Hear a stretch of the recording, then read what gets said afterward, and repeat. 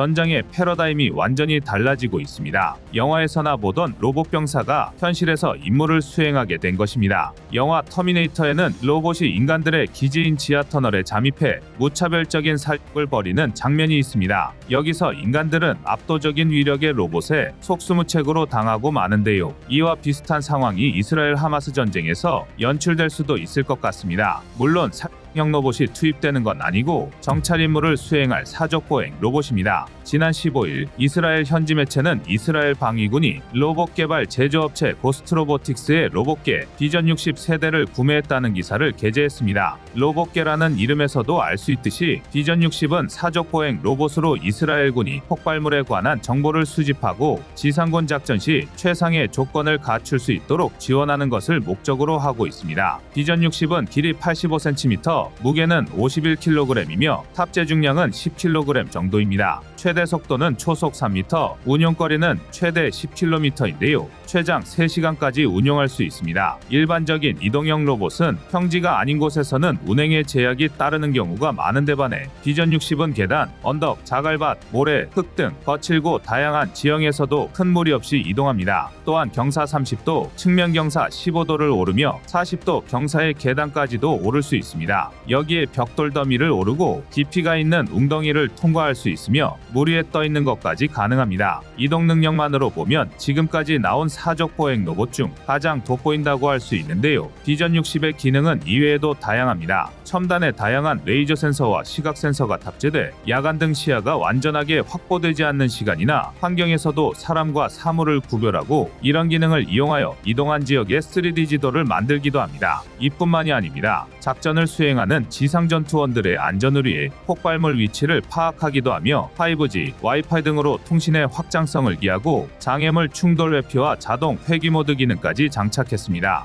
하마스와의 전쟁의 모든 자원을 총동원하는 이스라엘인이 작전을 원활하게 수행하고 지상군들의 희생을 최소화시키기 위해 로봇을 투입하는 것은 그리 특이할 것도 없지만 비전 60이 지상뿐만 아니라 지하도 정찰할 수 있다는 걸 감안하면 하마스의 지하터널 정찰에 사용될 확률이 높습니다. 비전 60이 군사용도로 투입되는 것은 이번이 처음도 아닙니다. 2020년부터 미군에서 운용 중에 있는데요. 군사기지 경계와 순찰에 주로 투입되고 있습니다. 미 공군 장교들은 비전 60과 같은 로봇계에 대해 특정 부분에서는 인간을 뛰어넘는 성능을 가지고 있는데 다양한 정보를 한 번에 빠르게 처리할 수 있어서 군의 탐지 능력이 한층 강화됐다고 엄지를 치켜 세웠습니다. 이스라엘군도 이번 전쟁에서 하마스 땅굴을 정찰하는데 로봇을 활용한 적이 있습니다. 다만 사족 보행형 로봇이나 차륜형 로봇이 아니라 애벌레 같은 곤충 형상의 로봇을 투입했었는데 비전 60의 제조사인 고스트로보틱스 CEO 지렌 파리크는 비전 60은 애벌레 로봇 따위와는 차원이 다르다. 정보 수집, 표적 획득, 정찰, 지하 진입, 지도 작성 등에는 로봇계가 훨씬 유용하다고 설명했습니다. 하지만 이렇게 뛰어난 비전 60이라고 해서 단점이 없는 것은 아닙니다. 우선 배터리 수명이 상당히 짧은 편입니다. 제조사의 주장으로는 이론상 최대 3시간을 운용할 수 있고 플라인 모드에서는 10시간까지 운용할 수 있다고 하지만 실제로는 100분이 채 안 되는 경우가 종종 발생합니다. 그리고 운반할 수 있는 장비의 무게도 10kg 이내여서 작전 수행에 제약이 생길 수도 있습니다. 지금까지의 내용에서도 알 수 있듯이 드론과 로봇계 등 전장의 환경은 점점 무인화 추세로 흘러가고 있는데요. 대한민국의 상황은 어떤지 궁금해하는 분이 많이 계실 겁니다. 결론부터 말씀드리면 현재 대한민국의 군사용 로봇 활용은 미국이나 이스라엘에 밀리지 않는 수준입니다. 우리나라도 비전 60을 도입한 사실이 있는데요. 실제 그 모습이 대중에게 공개된 적도 있습니다. 지난 6월 대통령 집무실 경호용으로 시범 운용하는 모습이 드러났었고 배치된 부대는 알려지지 않았지만 군에도 보급되어 최일선에서 운용되고 있습니다. 활용뿐 아니라 개발 제조 부분에서도 대한민국의 군사용 로봇은 세계 정상급입니다.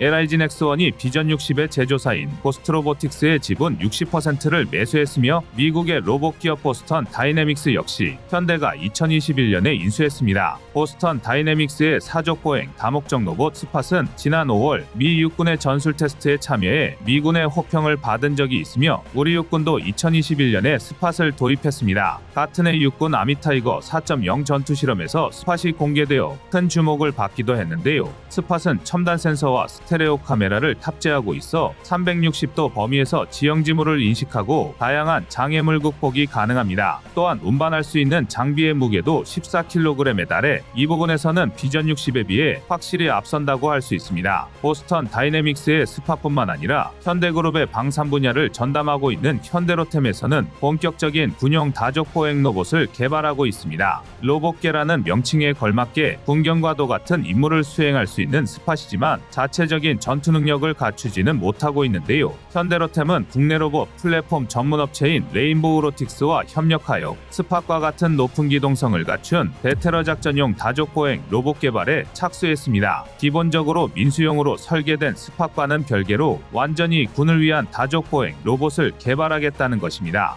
그리고 이 새로운 군용 로봇은 등 위에 기관총이나 저격총을 올리는 방식으로 무장을 탑재하는 방안도 연구되고 있는데요. 현대로템은 자체적으로 개발한 무인 타격 장비에 RCWS를 탑재하여 발사 시험에도 성공했었고 군의 납품도 이루어졌었기에 관련 기술은 모두 확보해 둔 상황입니다. 로봇에 살상 무기를 장착하는 문제에 대해선 아직 윤리적 논란이 남아있기는 하지만 미래 전장에 대비해 연구 개발을 소홀히 해서는 안 될 것입니다. 북한이 악의적인 불꽃놀이를 벌이며 또 다시 세계 안보에 적지 않은 파장을 일으키고 있습니다. 지난 18일 합동참모본부는 오전 8시 24분에 평양 부근에서 발사된 장거리 탄도미사일을 포착했다고 밝혔습니다. 북한이 고각으로 발사한 탄도미사일은 대략 1000km를 날아간 후 동해상에 추락한 것으로 알려졌습니다. 우리 합참에서는 북한 탄도미사일의 최고 고도와 비행시간 등을 발표하지 않았으나 일본 방위성은 최고 고도 6000km 이상으로 추정했습니다. 대부분의 전문가들은 비행거리와 비행시간, 최고 고도 등을 종합해 분석했을 때 지난 7월에 북한이 발사한 고체연료 추진 대륙간 탄도미사일 화성 18형을 시험 발사했을 것이라고 보고 있습니다. 북한이 대륙간 탄도미사일을 발사한 것은 올해 들어서만 벌써 5번째로 도발 수위를 낮출 기미가 보이지 않고 있습니다. 게다가 이번에는 화성 18형을 고각 발사했지만 만약 정상 각도인 30에서 45도로 발사했을 시에는 15,000km 이상 날아갈 수 있을 것으로 추정되는데요. 이 정도의 비행거리라면 미국 본토 전역이 사정권에 들어갑니다. 다시 말해 북한이 미국의 핵미사일을 발사해 타격할 수 있다는 것입니다. 화성 18형은 화성 17형에 비해 크기는 작지만 기습적으로 발사하는 데는 더 유리한데요. 이유는 화성 18형이 고체연료를 사용하기 때문입니다. 고체연료 기반의 대륙간 탄도미사일은 액체연료보다 구조가 간단하고 연료를 탑재한 채 장시간 발사 대기시킬 수 있습니다. 발사 전에 짧지 않은 시간 동안 채워야 하는 액체연료에 비하면 기습적인 발사에 더 유리한 것입니다. 트럼프 전 미국 대통령은 과시와 위협을 목적으로 미사일 발사를 일삼는 김정은을 향해 리틀 로켓맨이라고 조롱한 적도 있는데요. 북한이 발사하고 있는 대륙간 탄도미사일 발사 시험은 결코 조롱할 정도의 수준이 아닙니다. 북한의 대륙간 탄도미사일이 대기권 재진입 기술을 가지고 있는지에 대해서는 아직 확인된 바 없지만 비행거리로만 보자면 미국을 공격할 수 있는 수단을 가지고 있는 것이 분명합니다. 북한의 김정은은 이번 미사일 발사에 대해 북한이 가지고 있는 공격력과 핵전쟁 억제력 신뢰를 실천적으로 과시한 것이라며 만족감을 표시했는데요. 전문가들 사이에서는 북한이 연속적으로 대륙간 탄도미사일 발사를 시도하는 것은 정치적인 이유일 것이라고 분석하고 있습니다. 실제로 북한은 이번 발사훈련 이유에 관해서 한국과 미국이 내년 8월 을지 자유의 방패 연합연습을 할 때 핵작전 훈련을 결정하고 미 해군의 핵잠수함 미주리함이 부산에 입항한 것에 대한 반발임을 밝히기도 했습니다. 우리 합참은 이에 대해 대북 경고 성명을 발표하면서 한반도와 국제사회의 평화와 안정을 해치는 도발행위라며 규탄했는데요. 북한한테 이런 식의 부드러운 항의가 통할 리가 없습니다. 대한민국의 삼축체계 완성과 강력한 보복 응징 수단 확보로 북한의 광기를 잠재우기를 바라겠습니다.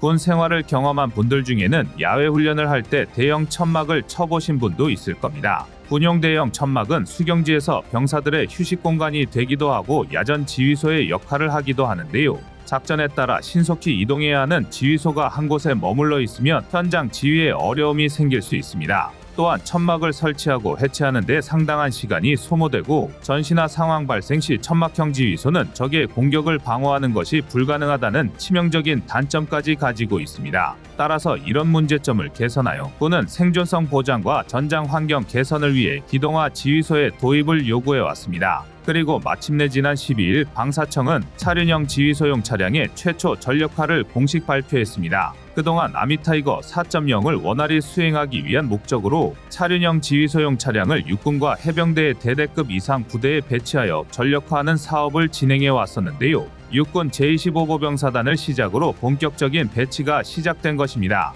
2017에서 2020년 체계 개발이 진행됐으며 K808 차륜형 장갑차를 기반으로 현대로템이 제작한 차륜형 지휘소용 차량은 대대급 이하 전투지휘 체계 등의 장비가 탑재돼 있어 이동 중에도 지휘 임무 수행이 가능하고 장갑판과 양압장치가 적용돼 적의 각종 공격에서 병력을 방어할 수 있습니다. 또한 타이어 공기압을 자동으로 조절하는 공기압 자동 조절 장치가 탑재돼 지면 상태가 달라져도 충분한 기동력이 확보되며 총격을 당하고도 일정 시간 이상 주행 가능한 전술 타이어, 도하 시 필요한 수상 운행 장치 등의 기능도 장착했습니다. 여기에 기존에 운영 중이던 차륜형 장갑차를 기반으로 개발한 만큼 부품을 상당수 공유하기 때문에 운영유지 비용 절감 효과가 탁월하고 국산화율이 100%에 가까워 사후 관리도 신속하게 이뤄질 수 있다는 장점도 가지고 있습니다. 차륜형 지휘소용 차량이 전력화됨에 따라 우리 군의 전력에도 상당한 보탬이 될 것 같은데요. 이 정도의 뛰어난 성능이라면 차후 수출도 노려볼 수 있을 것 같습니다. 이상 꺼리튜브였습니다. 안녕하세요, 꺼리튜브입니다. 그동안 보내주신 사랑과 응원으로 1편 출간에 이어 이번에 꺼리튜브의 새로운 신작 세상에 밝혀지지 않은 현대무기 비하를 출간했습니다. 내용이 어려워 쉽게 다가서지 못했던 군사무기 이야기를 남녀노소 누구나 편하게 이해할 수 있도록 모아봤는데요. 그 누구도 알 수 없던 현대무기 비하의 숨겨진 이야기를 이제 온라인 서점이나 가까운 서점에서 만나볼 수 있습니다. 또 전문적인 군사무기 이야기를 알고 싶다면 꺼리튜브 1편인 대한민국 육해공 군사무기도 준비되어 있습니다.